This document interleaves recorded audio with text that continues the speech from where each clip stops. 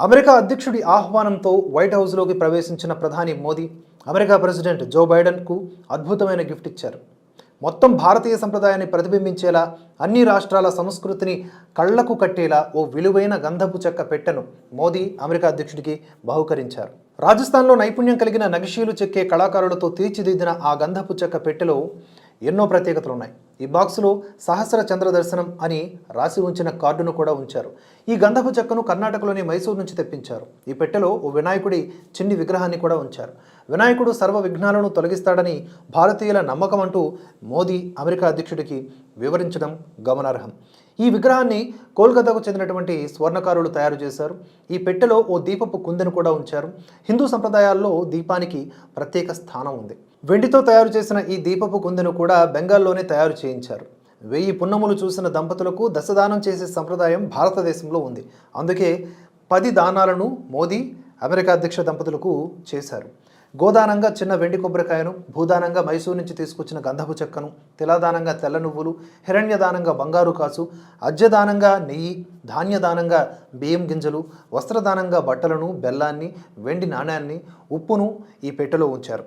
ఇలా దానంగా ఇచ్చిన వస్తువులను కూడా వేరువేరు రాష్ట్రాల నుంచి తెప్పించి వాటిని బైడెన్కు అందజేయడం గమనార్హం. నువ్వులను తమిళనాడు నుంచి, బంగారు కాసును రాజస్థాన్ నుంచి, ఉప్పును గుజరాత్ నుంచి తెప్పించారు. ఈ పెట్టెను, ఇందులో ఉండే వస్తువులను వివరాలను మోదీ సవివరంగా చెప్పడంతో అమెరికా అధ్యక్షుడు జో బైడెన్, ఆయన భార్య జిల్ బైడెన్ ఇద్దరు కూడా ఆశ్చర్యానికి లోని మోదీని హత్తుకొని ఆ బహుమతులను స్వీకరించారు. వీటితో పాటు 10 ప్రిన్సిపల్స్ ఆఫ్ ఉపనిషత్ పుస్తకాన్ని కూడా బహుకరించారు. దానికి సంబంధించిన డీటెయిల్స్ చివరిలో చూద్దాం. ఇక అమెరికా ప్రథమ మహిళ డాక్టర్ జిల్ బైడెన్కు 7.5 క్యారెట్ల ఆకుపచ్చ వజ్రాన్ని ఇచ్చారు. ఇక ఈ దశదానాలు అంటున్నారు కదా, దీని గురించి డీటెయిల్స్లోకి వెళ్తే ఏడాదికి 12 పౌర్ణములు ఉంటాయి. 1000 పున్నములు చూడాలంటే దాదాపుగా 80 ఏళ్ళు బ్రతుకుండాలి. బైడెన్ వయస్సు ఇప్పుడు 80 ఏళ్ళు. అందుకే మోదీని ఈ దానాలు చేసే విధంగా పండితులు ప్రోత్సహించి ఉండవచ్చు. భారతదేశంలో కొన్ని ప్రాంతాల్లో 1000 పౌర్ణములు చూసిన దంపతులకు దశదానాలు చేస్తూ ఉంటారు. మరికొందరు పెద్దల ఆత్మశాంతి కోసం ఈ దానాలు చేస్తారు. కాగా ఈ 1000 పున్నములు చూసిన దంపతులు ఉన్నారంటే వారు అన్నేళ్లు అన్యోన్యంగా కలిసి ఉన్నారనేందుకు గుర్తు. మన దేశంలో 70 ఏళ్లు దాటిన సౌభాగ్యవతిని పండు ముత్తైదువా అంటారు. పండు ముత్తైదువా అంటే అమ్మవారితో సమానం. అందుకే 1000 పున్నములు చూసిన దంపతులకు దానం ఇచ్చినా, తాంబూలం ఇచ్చినా, కాళ్లకు నమస్కరించినా అంతా మంచి జరుగుతుందని సనాతన ధర్మం పాటించే హిందువుల విశ్వాసం.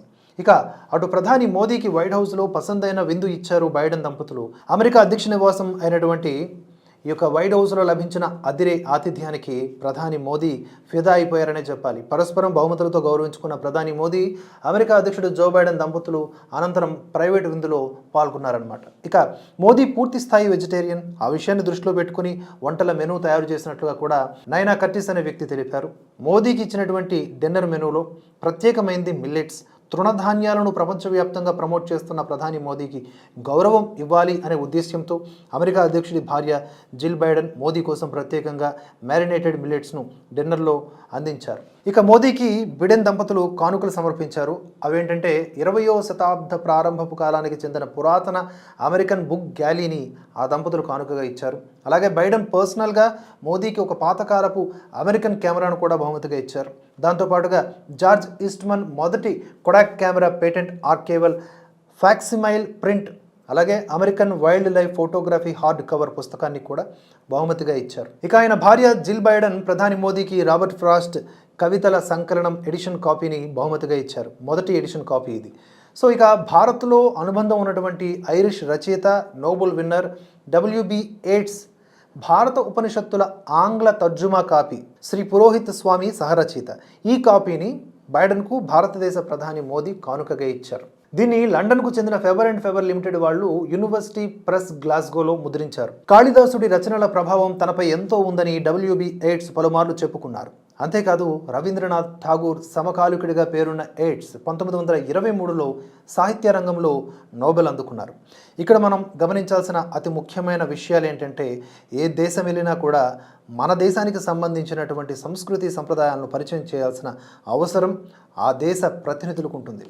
అది ప్రధాని అయినా, విదేశాంగ మంత్రులైనా, సాధారణమైనటువంటి నాయకులైనా, ఎవరైనా కూడా. అంతేకాని అక్కడికి వెళ్ళి వాళ్లను పొగడ్డం కాదు, వాళ్ళని పొగుడుతూనే మన సంస్కృతిని ప్రమోట్ చేయాల్సిన అవసరం ఉంది.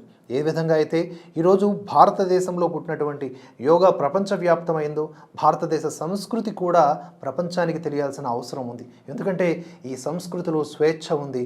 ఈ సంస్కృతి ద్వారా శాంతి సాధ్యం.